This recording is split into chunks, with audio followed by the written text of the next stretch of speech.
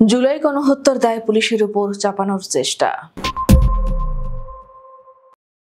বাংলাদেশের সাম্প্রতিক ইতিহাসে আলোড়ন সৃষ্টিকারী জুলাই গণ অভ্যুত্থানের পর তৎকালীন প্রধানমন্ত্রী শেখ হাসিনার কিছু ফাঁস হওয়া ফোনালাপ নতুন বিতর্কের জন্ম দিয়েছে। আন্তর্জাতিক সংবাদ মাধ্যম বিবিসি, আল জাজিরা এবং দ্য ডেইলি স্টার সহ বিভিন্ন গণমাধ্যমে প্রকাশিত এসব রেকর্ডিং থেকে ইঙ্গিত পাওয়া যায় যে আন্দোলন দমনে আইনশৃঙ্খলা রক্ষাকারী বাহিনীর কঠোর পদক্ষেপ সম্পর্কে তিনি কেবল অবগতই ছিলেন না, বরং বিভিন্ন ক্ষেত্রে সরাসরি নির্দেশনাও দিয়েছেন। জুলাই মাসে ছাত্র জনতার স্বতঃস্ফূর্ত আন্দোলনে আইনশৃঙ্খলা রক্ষাকারী বাহিনীর নির্বিচারে আগ্নেয়াস্ত্র ব্যবহারের বিষয়টি ক্রমেই স্পষ্ট হচ্ছিল। তৎকালীন রাজনৈতিক সরকারের কর্তা ব্যক্তিরা কঠোরভাবে আন্দোলন দমনের হুঁশিয়ারি দিলেও ক্ষমতাচ্যুত হওয়ার পর তাদের বক্তব্যে ভিন্ন সুর শোনা যায়।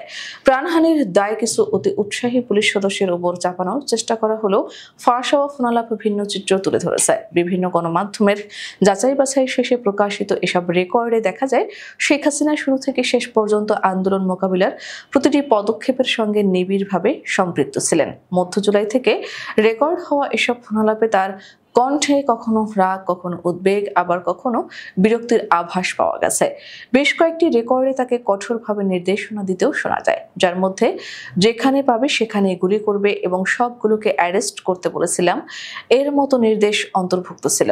জাতিসংঘের মানবাধিকার হাই কমিশনারের কার্যালয় থেকে প্রকাশিত একটি প্রতিবেদনও এই ঘটনার প্রতিধ্বনি পাওয়া যায়। প্রতিবেদনে উল্লেখ করা হয়, আন্দোলনের হোতাদের গ্রেপ্তার করো, মেরে লাশ লুকিয়ে ফেলো, এই ধরনের নির্দেশের সঙ্গে ফাঁস হওয়া ফোনালাপের বক্তব্যের মেল খুঁজে পাওয়া যায়, যা তৎকালীন প্রধানমন্ত্রীর ভূমিকাকে আরো প্রশ্নবিদ্ধ করে। নিরাপত্তা বাহিনীর প্রাণঘাতী অস্ত্রের ব্যবহার যে তার জ্ঞাতসারে ও নির্দেশই হয়েছিল, এই রেকর্ডগুলো সেই সন্দেহকে আরো ঘনীভূত করে। স্বতন্ত্র বিশেষজ্ঞরা এসব কথোপকথনের বেশ কিছু রেকর্ড যাচাই বাছাই করে নিশ্চিত হওয়ার পরে আন্তর্জাতিক গণমাধ্যমগুলো তা প্রকাশ করে। কিছু রেকর্ডিং বিভিন্ন সংবাদ মাধ্যম ও সাংবাদিকদের ফেসবুক প্রোফাইলও প্রকাশিত হয়।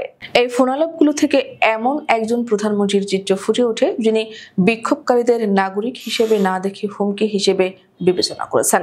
ধারণা করা হচ্ছে তৎকালীন গোয়েন্দা সংস্থার আড়িপাতা থেকে অথবা ফোনের অপর প্রান্তে থাকা ব্যক্তির মোবাইল থেকে এই কলগুলো রেকর্ড করা হয়েছে এবং পরবর্তীতে তা কৌশলীদের হাতে পৌঁছায়। এই প্রতিবেদন তৈরির জন্য আওয়ামী লীগের অন্যতম মুখপাত্র মোহাম্মদ এ আরাফাতের সঙ্গে যোগাযোগ করলেও কোনো উত্তর পাওয়া যায়নি। এই রেকর্ডগুলো একদিকে যেমন গণ অভ্যুত্থানের সময়কার ঘটনা প্রবাহ নতুন করে বুঝতে সাহায্য করছে, তেমনি ক্ষমতার অলিন্দে নেওয়ার সিদ্ধান্ত এবং তার ফলাফল নিয়ে গভীর আলোচনার সূত্রপাত করেছে।